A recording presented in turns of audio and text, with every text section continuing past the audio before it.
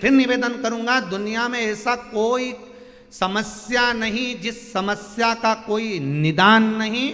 हर समस्या का निदान है, पर निदान किसी दूसरे के पास नहीं, निदान केवल मेरे भोले नाथ के पास में है। आपको अगर किसी समस्या का सफल आनंद चाहिए तो शंकर की शरण में जाओ।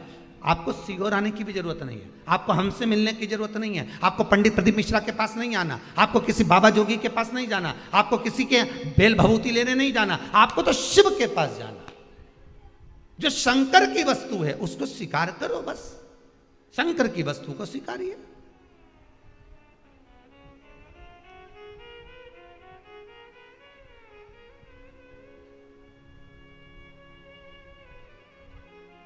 शंकर की वस्तु को स्वीकार करना चालू कर दीजिए।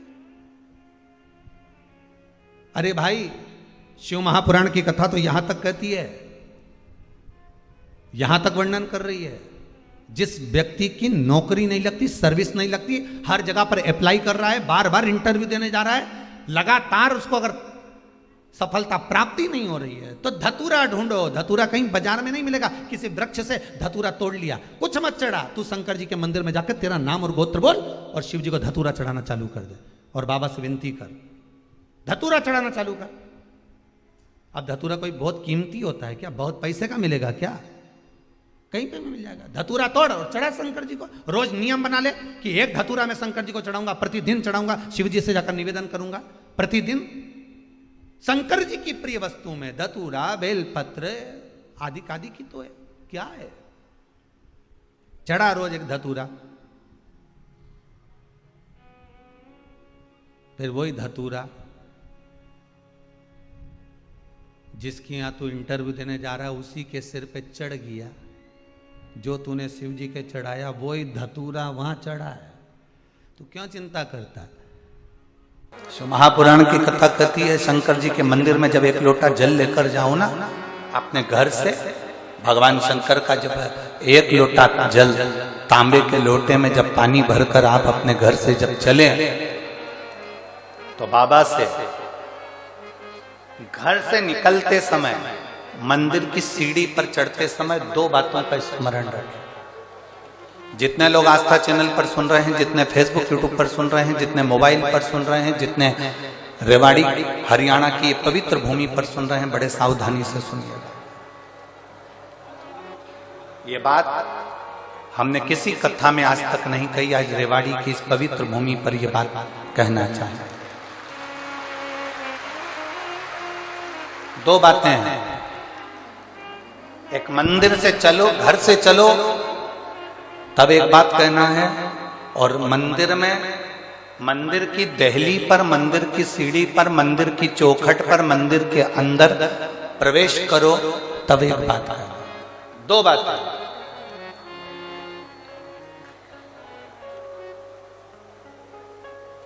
एक, घर से चलते समय लोटा पानी का भरते समय बाबा से कहना है, ये पूरा मेरा घर नहीं आपका घर है, और ये घर का जल मैं आपको देने के लिए इसलिए आ रही हूं क्योंकि ये जल नहीं है, मेरी दशा आपको ये जल बताएगा। तो ये जल मेरा एड्रेस है, जब आप शाम को घूमने निकलो तो मेरे दरवाजे पर 2 मिनट जरूर रुकना। ये एड्रेस है। एक घर से निकलते समय कहो कि ये मेरा घर नहीं, या आपका। और दूसरा, मंदिर के अंदर जब प्रवेश करो, मंदिर की चौखट पर जब पांव रखो, मंदिर के अंदर, मंदिर की दहली पर, मंदिर के दरवाजे में जब प्रवेश करो, तब भगवान भोलेनाथ जी से कहना, मैं जैसा भी हूं और मेरे घर के लोग जैसे भी हैं, सब आपके हैं और आप हमारे हैं, बस इतना याद रखना और कुछ नहीं।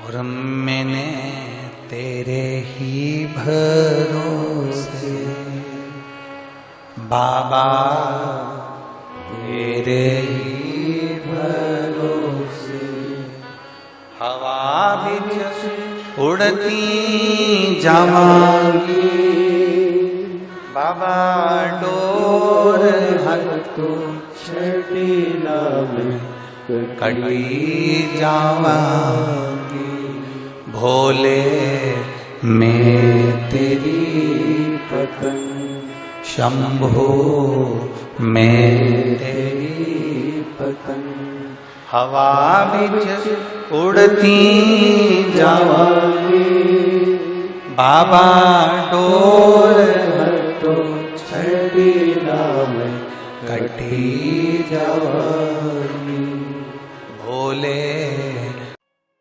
संकट सोमवार 16 सोमवार का उद्यापन करने वालों से निवेदन है हाथ जोड़कर, आप कभी भी संकट सोमवार का उद्यापन करो, चाहे 16 सोमवार का उद्यापन करो, एक बात याद रखना, जो तुमने चूरमा का प्रसाद बनाया है वो चूरमा का प्रसाद थाली में नहीं रखना है, उनको कहना अंजलि में लीजिए, हाथ की हथेली में लीजिए, थोड़ा सा भी भाग हाथ की हथेली में जाएगा, प्रसाद इकट्ठा होगा, आप उसको पाएंगे। और संपूर्ण भोजन करने के पहले प्रसाद ग्रहण करा जाता है। पशुपति व्रत किस किसने करा है? पशुपति व्रत सभी ने करे, दर लोग पशुपति व्रत का नियम है कि भोजन ग्रहण करने के पहले पशुपति व्रत का प्रसाद ग्रहण करा जाता है। उसी तरह संकट सोमवार 16 सोमवार का व्रत का प्रसाद, उद्यापन का प्रसाद भी सबसे पहले प्रसाद मुख में जाना चाहिए, उसके बाद में पूड़ी भजिया पकौड़ा जो भी बनाए ये उसके बाद जाना चाहिए।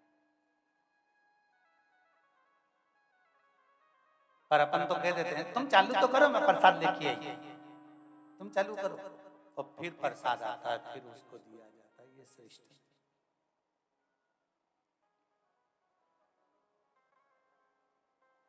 पुनर्जन्म से पुनर्जन्म,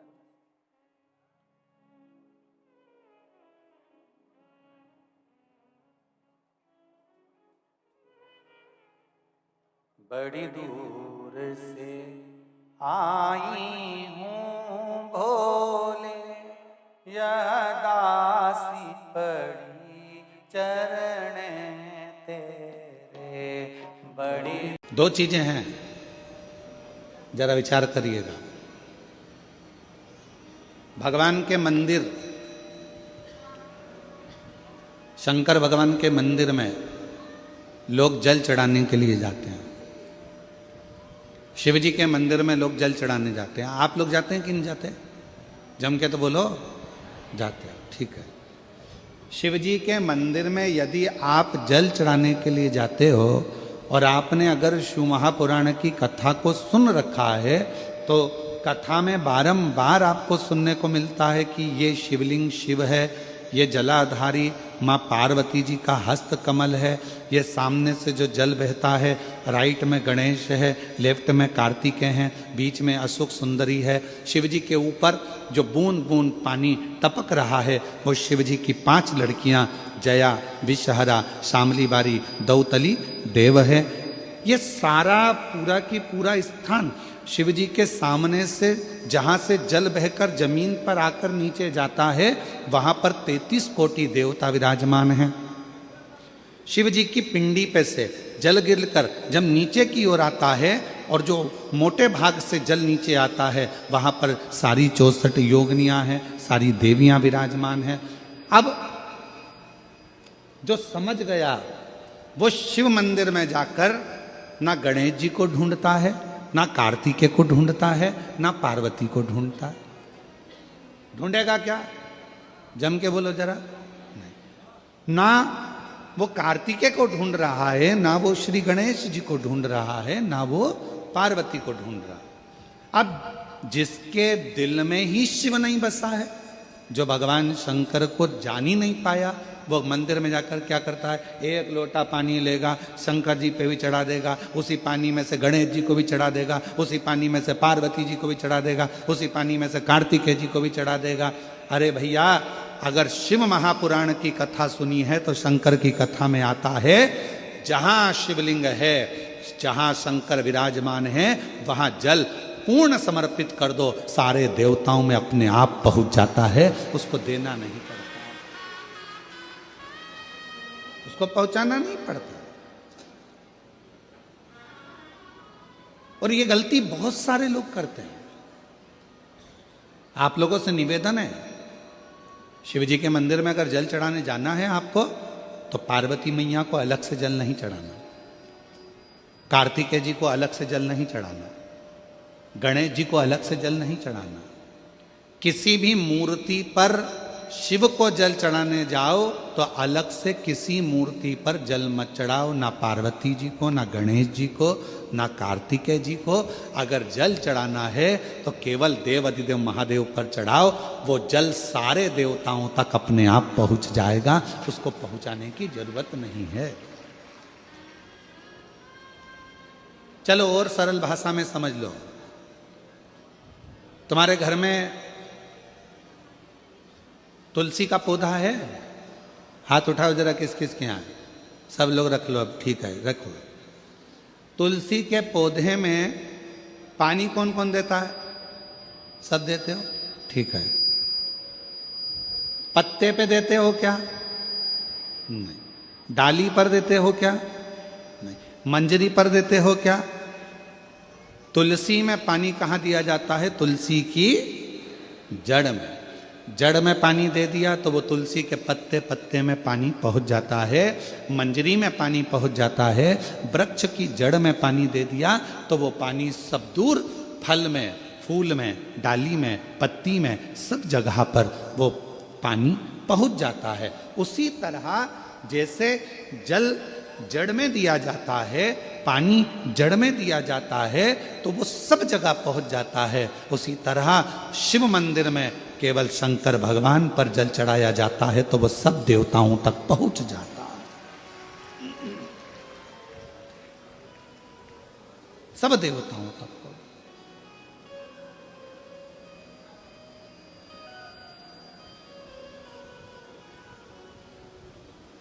और शंभु शरणे पड़ी मांगू घड़ी रे घड़ी, दुख काटो दया करी न दर्शन आपो। शंभु शरणे पड़ी मांगो घड़ी रे घड़ी, दुख काटो दया करी दर्शन आपो। शंभु शरणे पड़ी मांगो घड़ी रे घड़ी, दुख काटो दया करी दर्शन आपो। आपको अलग से जल देने की जरूरत नहीं, पत्ते पर अलग से पानी डालने की जरूरत नहीं है, डाली में अलग से जल देने की जरूरत नहीं है। केवल जड़ में पानी दीजिए, फूल में, पत्ती में, फल में, सब जगह पर वो पानी पहुंच जाता है। उसी तरह अगर जल देना है तो शंकर जी के मंदिर में कभी भी जाओ, ना पार्वती जी को पानी चढ़ाना, ना गणेश जी को पानी चढ़ाना, ना कार्तिकेय जी को पानी चढ़ाना। अगर लोटा भर के जल चढ़ाना है तो किस पे? महादेव पर चढ़ाना, शिव।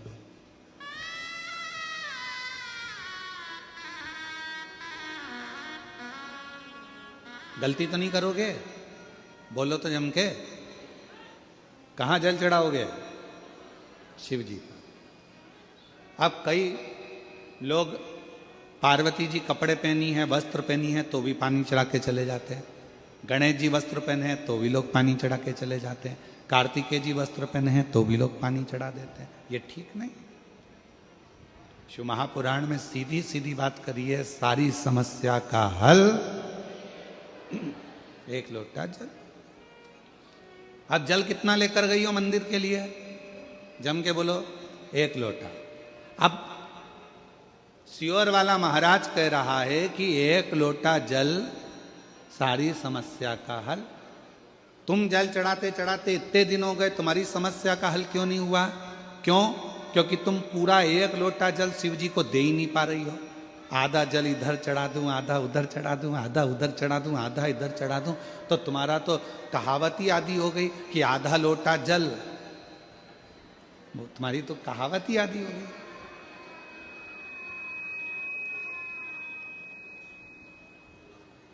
पूरा एक लोटा चढ़ा? अरे बोलो तो जम के, नहीं चढ़ा, नहीं चढ़ा। इधर पार्वती जी को चढ़ा दिया, गणेश जी को चढ़ा दिया, कार्तिकेय को चढ़ा दिया, और फिर शिव जी को जल चढ़ा रही है, या शंकर जी को चढ़ाने के बाद थोड़ा सा बचा कर इधर भी चढ़ा दूं, उधर भी चढ़ा दूं, उधर भी चढ़ा दूं, मन में रख लिया बचा कर।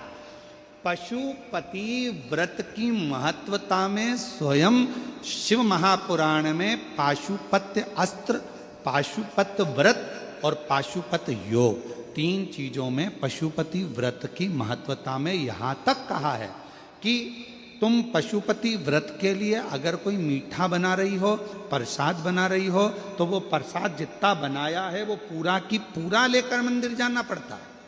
बोलो सही है कि गलत है?